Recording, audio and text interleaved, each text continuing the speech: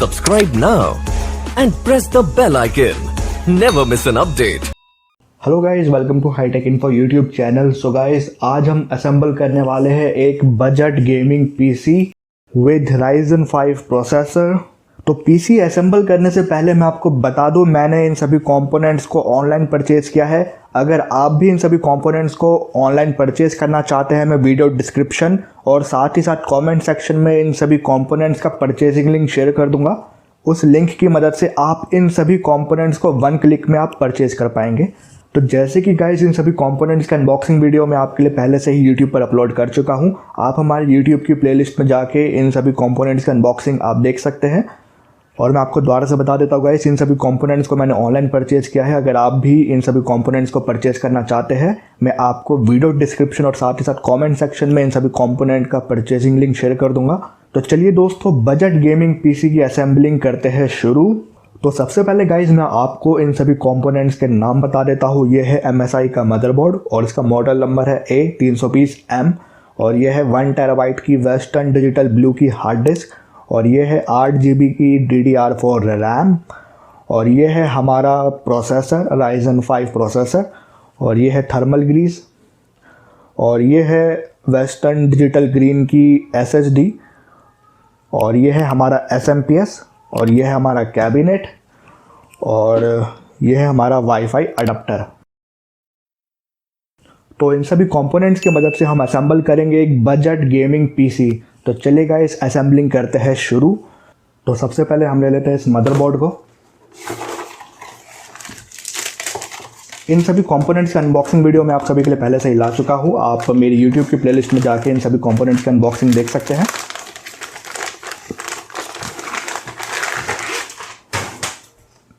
तो ये है हमारा मदरबोर्ड और इसके साथ हमको 2 SATA केबल मिली है।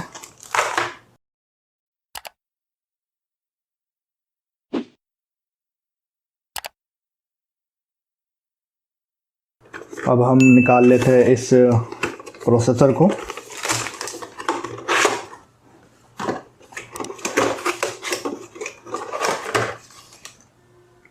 यह है गाइस, यह है हमारा AMD Ryzen 5 3400G प्रोसेसर। इस प्रोसेसर में आपको Radeon Vega 11 के इंटरनल ग्राफिक्स मिलते हैं, तो आपको अलग से कोई भी ग्राफिक कार्ड परचेज करने की ज़रूरत नहीं है। मैं आपको बता दूं, इस प्रोसेसर की बेस क्लॉकिंग स्पीड है 3.7 GHz और टर्बो स्पीड है 4.2 GHz। तो काफ़ी बढ़िया प्रोसेसर है ये AMD का। AMD Ryzen 5 3400G प्रोसेसर है ये।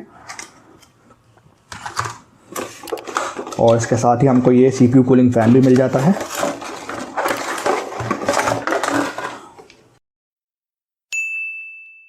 तो सबसे पहले गाइस, हमको इस मदरबोर्ड में लगाना है प्रोसेसर को। कैसा लगाना है मैं आपको दिखा देता हूँ।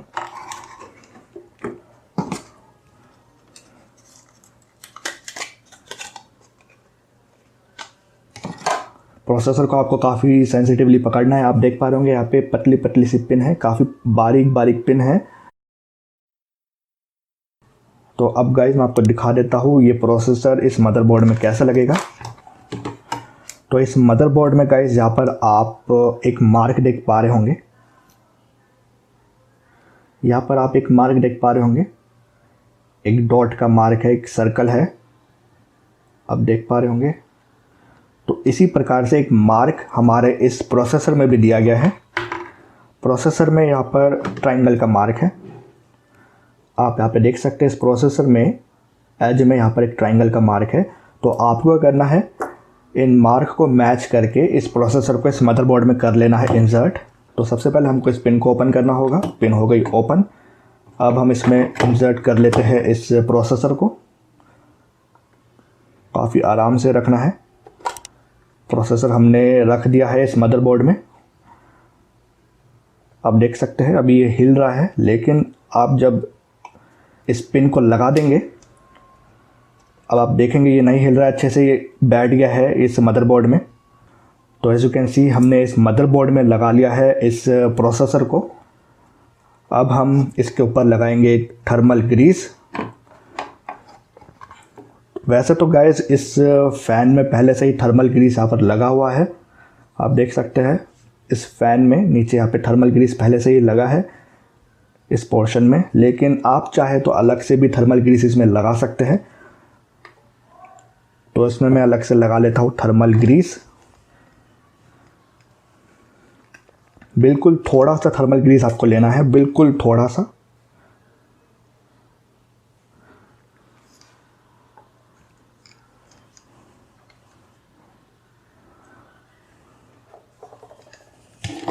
तो एज यू कैन सी हमने इस मदरबोर्ड में इस प्रोसेसर को लगा लिया है और इस प्रोसेसर के ऊपर हमने लगा लिया है थर्मल ग्रीस।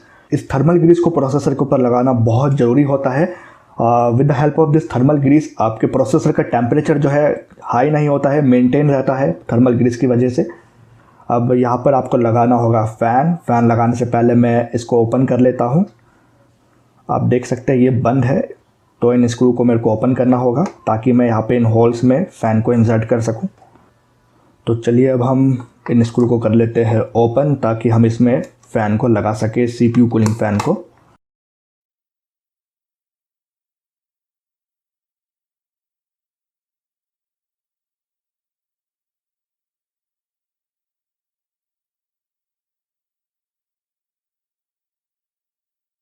तो एज यू कैन सी हमने इस क्लिप को निकाल लिया है इस मदरबोर्ड में से। अब हम यहाँ पर कर लेते हैं हमारे फ़ैन को इंसर्ट। ये है हमारा CPU कूलिंग फ़ैन जो कि हमको प्रोसेसर के साथ ही मिला है। तो कैसे लगाना है मैं आपको दिखा देता हूँ। यहाँ पर आप देख सकते हैं 4 होल है, 4 होल है। इसी प्रकार से यहाँ पे इस फ़ैन के भी एंड में 4 स्क्रू दिए गए हैं। इन स्क्रू को आपको इन होल के अंदर डाल के कस लेना है।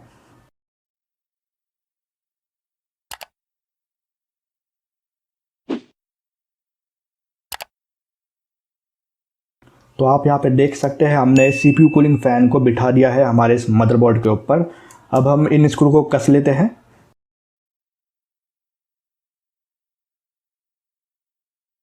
इन चारों स्क्रू को आपको कस लेना है।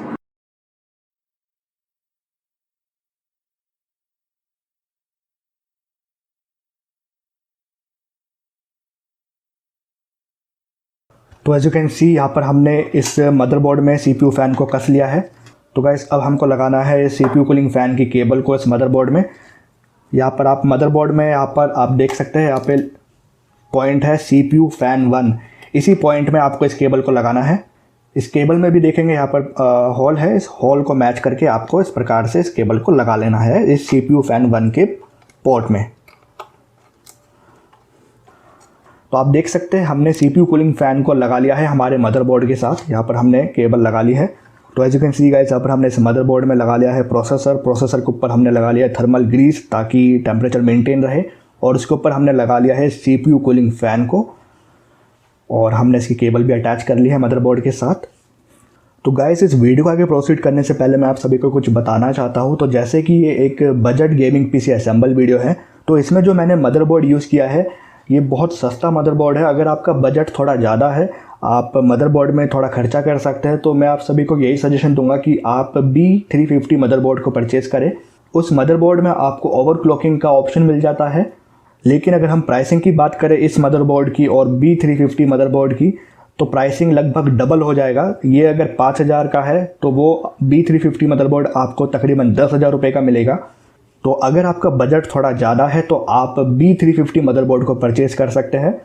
तो चलिए गाइस अब हम इस वीडियो को कर लेते हैं कंटिन्यू। तो जैसे कि हमने इस मदरबोर्ड में लगा लिया है प्रोसेसर के ऊपर हमने लगा लिया है CPU कूलिंग फ़ैन, और इस CPU कूलिंग फ़ैन को हमने कर लिया है इस मदरबोर्ड के साथ कनेक्ट।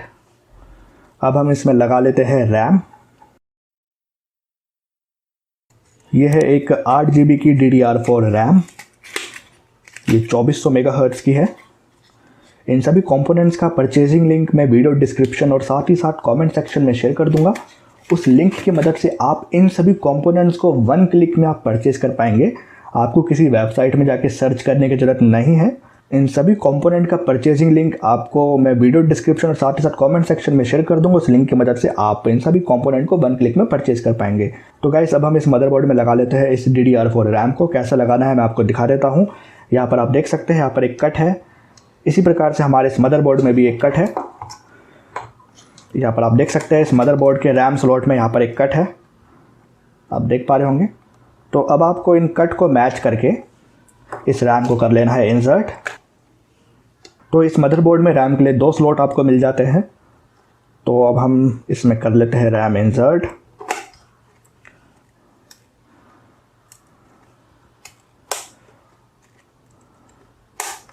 रैम लगते ही आप देखेंगे यहाँ पे ये जो लॉक है, लॉक लग गए हैं अपने आप ही। और इस रैम को अगर आपको ओपन करना है, इन लॉक को बस आपको पुल करना है, खींचेंगे, रैम अपने आप ओपन हो जाएगी। और इस रैम को आप लगाएंगे तो ये जो लॉक है, लॉक अपने आप ही लग जाएंगे। तो आप देख सकते हैं रैम हमारी लग चुकी है। ये DDR4 रैम, इसमें 2 स्लॉट दिए गए हैं रैम के लिए। तो हमने इस मदरबोर्ड में लगा लिया है प्रोसेसर के ऊपर लगा लिया है CPU कूलिंग फ़ैन, और इसमें हमने अब लगा लिया है DDR4 रैम को भी। तो लगभग सभी कंपोनेंट हमने लगा लिए हैं। तो अब हम ओपन कर लेते हैं इस गेमिंग कैबिनेट को। तो हमने ओपन कर लिया है इस गेमिंग कैबिनेट को। अब हम इसके ढक्कन को भी कर लेते हैं ओपन। तो आप यहाँ पे इसका पैनल देख पा रहे होंगे, पूरा ट्रांसपेरेंट पैनल है। तो एज यू कैन सी यहाँ पर हमने कैबिनेट के पैनल को कर लिया है ओपन। और अब हमको इस मदरबोर्ड को बिठाना है इस कैबिनेट के अंदर। तो इन सभी केबल को लगाने के लिए हमको ज़रूरत पड़ेगी यूज़र मैनुअल की। ये यूज़र मैनुअल हमको इस मदरबोर्ड के साथ ही मिला है, इस MSI के मदरबोर्ड के साथ ही हमको यूज़र मैनुअल मिला है। तो इस मदरबोर्ड के साथ हमको जो यूज़र मैनुअल मिला है, इस यूज़र मैनुअल को फॉलो करके हम इस कैबिनेट में से निकल रही सभी केबल को लगा लेंगे इस मदरबोर्ड में। यहाँ पर आप देख सकते हैं हमको करना है इस चार्ट को फॉलो। तो इस चार्ट को फॉलो करके हम इन कैबिनेट में से निकल रही केबल को लगा लेंगे इस मदरबोर्ड में। तो जैसे कि गाइज़ मैंने आपको प्रॉमिस किया था कि मैं इस बार प्रॉपरली केबल मैनेजमेंट करने वाला हूं। तो इस बार गाइज़ हम पूरा केबल मैनेजमेंट करके अच्छे से प्रॉपरली इन सभी केबल को लगाएंगे इस मदरबोर्ड में। तो इसके लिए हम सबसे पहले तो इन स्क्रू को निकाल लेते हैं। अब हमको इस कैबिनेट के दूसरे पैनल को भी ओपन करना होगा। बस आपको इन हैंड स्क्रू को घुमाना है और ये हो जाएगा ओपन। तो यहाँ पर आप देख सकते हैं हमने कैबिनेट को पूरा ओपन कर लिया है। कैबिनेट के दोनों पैनल को हमने ओपन कर लिया है। अब हम इन केबल को कैबिनेट के दूसरे पैनल से निकालेंगे और ये सभी केबल लगेगी हमारे इस वाले पॉइंट में। यहाँ पर आप देख सकते हैं मदरबोर्ड के बिल्कुल एज में ही यहाँ पे काफ़ी सारी पिन है, 9 पिन है। इन 9 पिन के अंदर ही हमारी ये जितने भी पतली पतली केबल है, ये सभी केबल, पतली केबल इन 9 पॉइंट में लगने वाली है। तो चलिए अब हम इस यूज़र मैनुअल को फॉलो करके हम लगा लेते हैं इन केबल को। तो यहाँ पर आप इस मदरबोर्ड में देख पा रहे होंगे, यहाँ पर एक साइड में पिन नहीं है। इसी प्रकार से हमारे इस यूज़र मैनुअल में भी दिया गया है, एक साइड में यहाँ पे पिन नहीं है। तो इसका ध्यान में रख के आपको इन सभी केबल को लगा लेना है। तो सबसे पहले हम लगा लेते हैं इस पावर स्विच को। आप देख पा रहे होंगे इस केबल में यहाँ पे लिखा हुआ है पावर स्विच।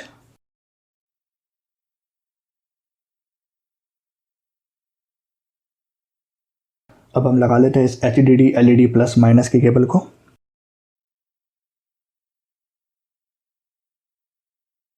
अब हम इस रिसेट स्विच की केबल को लगा लेते हैं।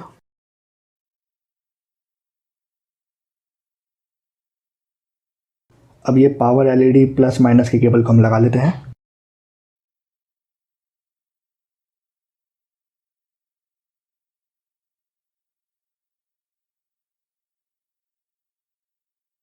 तो यहाँ पर हमने इन सभी केबल को लगा लिया है इस यूज़र मैनुअल को फॉलो करके। अब यहाँ पर 3 केबल और बच रही है, एक है USB की और एक ऑडियो की और एक USB 3.0 की। तो हम बाकियों की इन 3 केबल को भी लगा लेते हैं। तो हम लगा लेते हैं इस USB केबल को। यहाँ पर आप देख पा रहे होंगे यहाँ पे USB के 2 पॉइंट दिए गए हैं, एक USB 1 और एक USB 2। तो हम USB 1 में से USB केबल को लगा लेते हैं। तो एज यू कैन सी हमने USB केबल को भी लगा लिया है। अब हम लगा लेते हैं इस HD ऑडियो की केबल को। ये ऑडियो की केबल लगेगी इस मदरबोर्ड के बिल्कुल एज में। यहाँ पर आप देख पा रहे होंगे यहाँ पे लिखा है ऑडियो 1। यहाँ पे लिखा है ऑडियो 1। इस पॉइंट में लगेगा हमारी ये केबल, ऑडियो की केबल। तो हमने ऑडियो केबल को भी लगा लिया है। अब हम लगा लेते हैं इस USB 3.0 केबल को। तो जैसे कि ये मदरबोर्ड USB 3.0 सपोर्ट करता है और यहाँ पर आप इसका पॉइंट देख सकते हैं। यहाँ पर लगेगा हमारा USB 3.0 की केबल, यहाँ पे लिखा है USB 3, यहाँ पे नीचे लिखा है USB 3, इसी पॉइंट में लगेगी हमारी ये USB की केबल।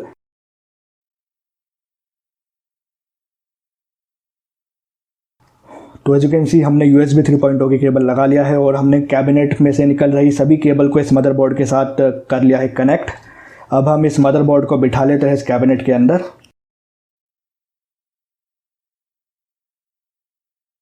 अब हम लगा लेते हैं इस प्लेट को। ये प्लेट हमको मदरबोर्ड के साथ ही मिली है। ये प्लेट लगेगी कैबिनेट के बैक साइड में। तो प्लेट लगाने के बाद कुछ ऐसा दिखाई देगा हमारा कैबिनेट पीछे से। तो अब आपको इस मदरबोर्ड को इस कैबिनेट में अच्छे से बिठा लेना है। तो guys as you can see हमने इस कैबिनेट में मदरबोर्ड को बिठा दिया है और यहाँ पर मैंने कैबिनेट को थोड़ा घुमा लिया है ताकि आप अच्छे से देख सकें। तो अब हमको इस मदरबोर्ड को कसना है इस कैबिनेट के अंदर। तो यहाँ पर अब हमको ज़रूरत पड़ेगी इन स्क्रूज़ की जो हमको इस कैबिनेट के साथ ही फ्री मिले हैं। तो चलिए अब हम इस मदरबोर्ड को कस लेते हैं इस कैबिनेट में with the help of this screw जो हमको इस कैबिनेट के साथ ही मिले हैं।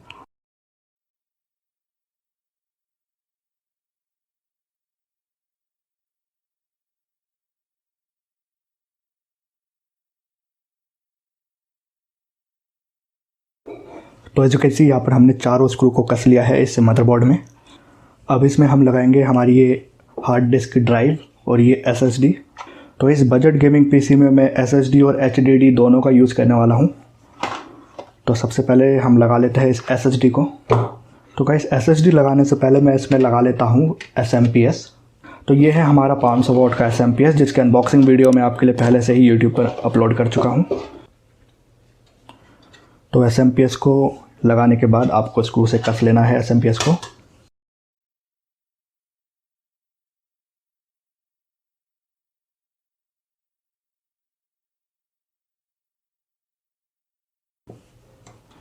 तो इसी प्रकार से आपको चारों स्क्रू लगाकर इस SMPS को अच्छे से कस लेना है। तो एज यू कैन सी हमने इस कैबिनेट में SMPS को लगा लिया है। तो as you can see guys यहाँ पर हमने कैबिनेट में SMPS को लगा लिया है और SMPS की केबल को हमने पैनल के दूसरे साइड से निकाल लिया है। तो सबसे पहले हम लगा लेते हैं इस 24 पिन सॉकेट को। ये लगेगा इस मदरबोर्ड के इस 24 पिन प्लग में, यहाँ पर आप देख सकते हैं। तो यहाँ पर लगेगा हमारा ये केबल 24 पिन केबल।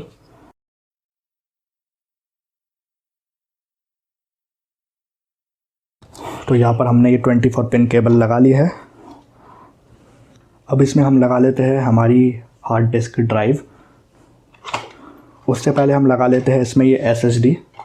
तो चलिए गाइस अब हम इस कैबिनेट में लगा लेते हैं इस SSD को। ये SSD लगेगी कैबिनेट के इस पोर्शन में। यहाँ पर आप देख सकते हैं, यहाँ पे लिखा भी हुआ है SSD। तो ये SSD का कॉलम है, यहाँ पर लगेगी हमारी ये वेस्टर्न डिजिटल ग्रीन की SSD।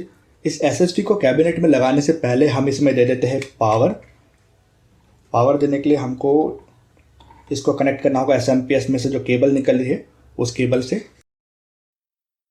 तो guys with the help of SMPS we supply power throughout all the components. तो यहाँ पर हमने SSD में पावर दे दी है। अब हम इस SSD को करेंगे SATA के साथ कनेक्ट। तो यहाँ पर हमें मदरबोर्ड के साथ 2 SATA केबल मिली है। तो इस SATA के एक एंड को मैं कनेक्ट कर लूँगा इस SSD के साथ।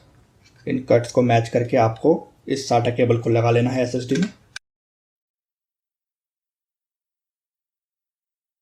तो as you can see guys हमने इस SSD में दे दिया है पावर और साथ ही साथ इसको हमने कर दिया है SATA के साथ कनेक्ट। और अब इस SATA के दूसरे एंड को हम कनेक्ट करेंगे इस मदरबोर्ड के साथ। मदरबोर्ड में यहाँ पर आप देख पा रहे होंगे, यहाँ पे 4 SATA पोर्ट दिए गए हैं इस मदरबोर्ड में।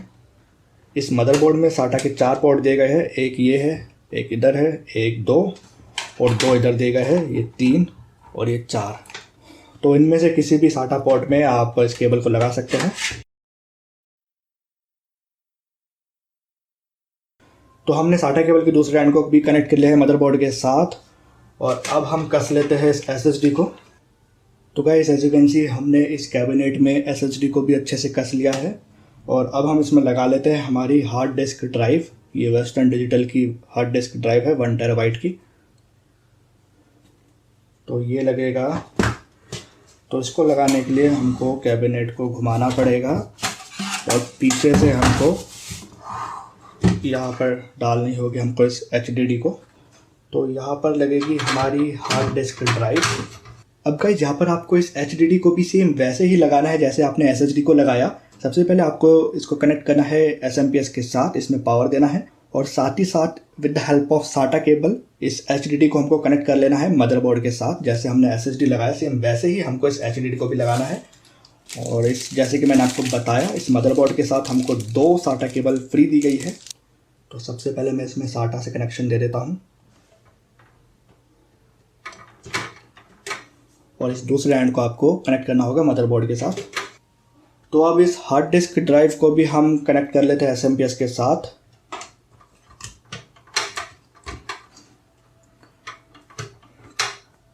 तो हमने हार्ड डिस्क ड्राइव में भी दे दिया है पावर और इसको हमने कनेक्ट कर लिया है SATA के साथ। और अब SATA के दूसरे एंड को हम कनेक्ट कर लेते हैं मदरबोर्ड के साथ। तो हमने HDD को कनेक्ट कर लिया है मदरबोर्ड के साथ with the help of this SATA cable. तो गाइस अब आपको इस मदरबोर्ड में देना है पावर। यहाँ पर आप देख सकते हैं एक 4 पिन का सॉकेट है मदरबोर्ड में। इधर आप देख सकते हैं एक 4 पिन का सॉकेट है। अब इसमें आपको देना है पावर इस SMPS से। ये जो SMPS से जो केबल आ रही है इस केबल को आपको लगाना है इस मदरबोर्ड में।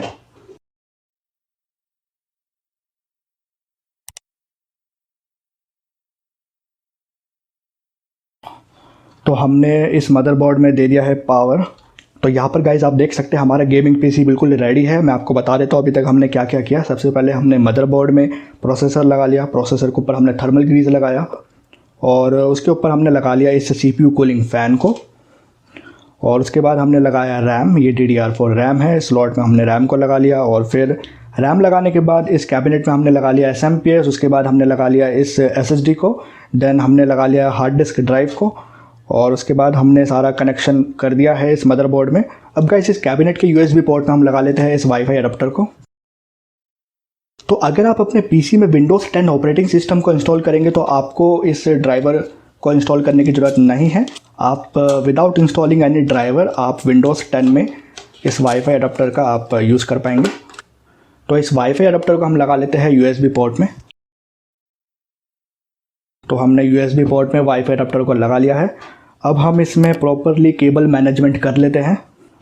तो गाइस यहाँ पर आप देख सकते हैं हमारा गेमिंग PC बिल्कुल रेडी है। आप देख सकते हैं केबल मैनेजमेंट यहाँ पर मैंने बिल्कुल प्रॉपरली कर ली है।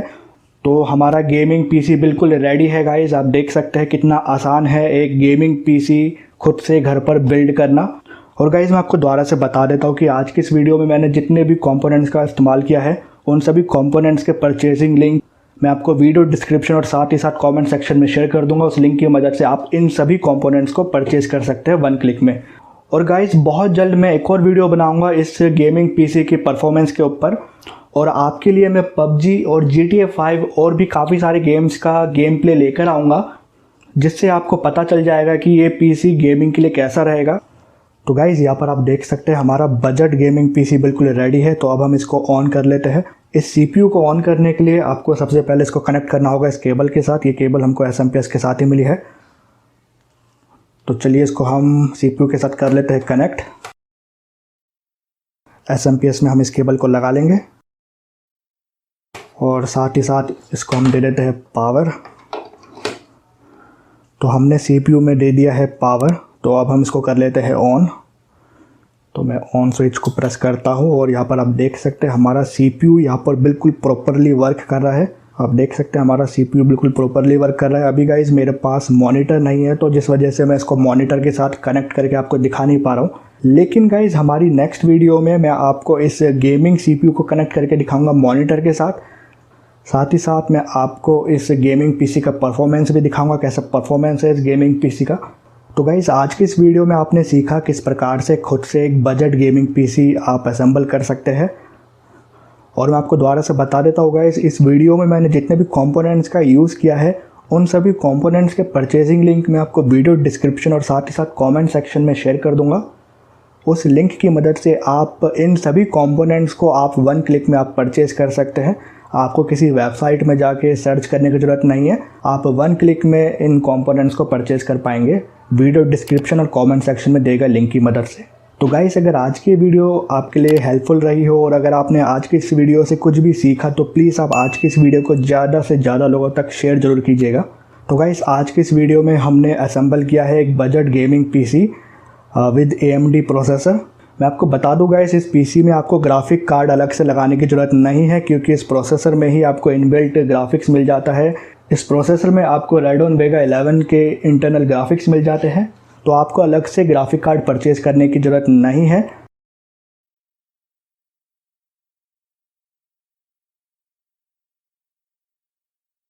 दैट्स इट दोस्तों, आई होप आज की वीडियो आप सभी के लिए जरूर हेल्पफुल होगी और अगर आपको ये वीडियो अच्छी लगी तो प्लीज़ आप इस वीडियो को लाइक और अपने सभी दोस्तों को शेयर जरूर कीजिएगा। दोस्तों, अगर आपके कोई भी सुझाव है इस वीडियो के रिगार्डिंग तो आप इस वीडियो के नीचे देखे कमेंट सेक्शन में अपने वैल्यूएबल कमेंट्स जरूर कीजिएगा। और दोस्तों, अगर आपने हमारे यूट्यूब चैनल को अभी तक अगर सब्सक्राइब नहीं किया तो आप अभी कभी हमारे यूट्यूब चैनल को सब्सक्राइब कर लीजिए। हमारे यूट्यूब चैनल को सब्सक्राइब करने के लिए आपको इस वीडियो के नीचे देखे लाल कलर के सब्सक्राइब का बटन को अभी कभी दबा देना है और आप सब्सक्राइब करने के बाद आप बेल आइकन को भी जरूर दबा दीजिएगा ताकि सबसे पहले आप हमारी वीडियो देख सकें। तो दोस्तों, नमस्कार।